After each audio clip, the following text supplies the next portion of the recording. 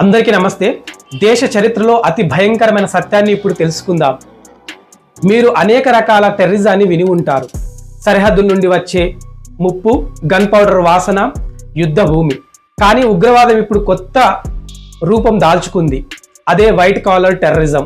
మన దేశం యొక్క భద్రతకు అత్యంత ఆధునికత, అత్యంత ప్రమాదకరమైన ముప్పు ఇదే. అసలు వైట్ కాలర్ టెర్రరిజం అంటే ఏమిటి? విద్య, విజ్ఞానం, సమాజంలో ఉన్నత వృత్తిని దేశానికి సేవ చేయడానికి బదులు విధ్వంసానికి ఉపయోగించడం. అవును, డాక్టర్లు, ఇంజనీర్లు, ప్రొఫెసర్లు, ఐటీ నిపుణులు, ఉన్నత స్థానాల్లో ఉన్నవారే ఉగ్రవాద కార్యకలాపాల్లో పాల్గొనడం. దేశ నిర్మాతలుగా ఉండాల్సిన వాళ్ళే దేశ విద్రోహులుగా మారుతున్నారు.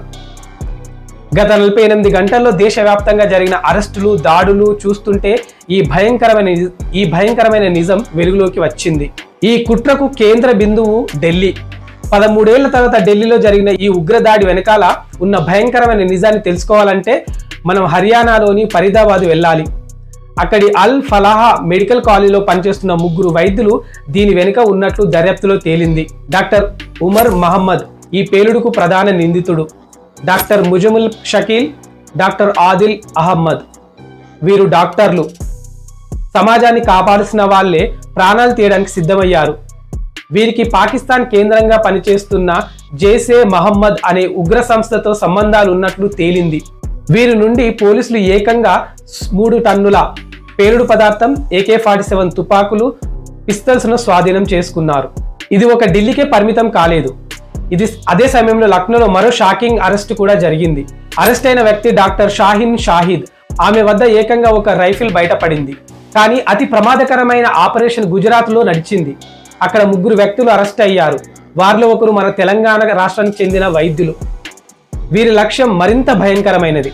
వారు ఏకంగా రైసిన్ అనే అత్యంత ప్రమాదకర రసాయన ఆయుధాన్ని తయారు చేయడానికి ప్రయత్నించారు.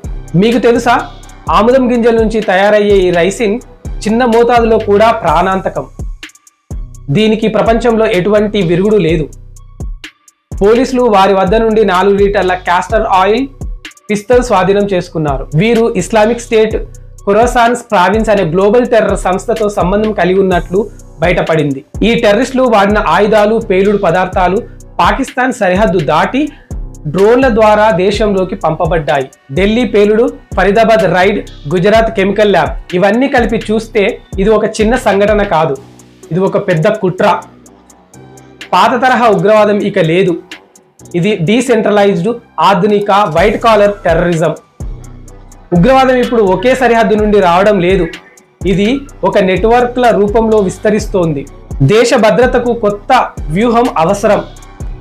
ఎందుకంటే ముప్పు ఇక యుద్ధ భూముల నుండి కాకుండా ల్యాబ్ల నుండి, యూనివర్సిటీల నుండి, ఆసుపత్రుల నుండి కూడా రావచ్చు. మనం మేల్కొనాలి.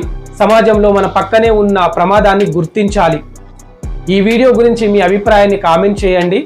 ఈ భయంకరమైన సత్యాన్ని అందరూ తెలుసుకోవడానికి ఈ వీడియోను షేర్ చేయండి. జై హింద్.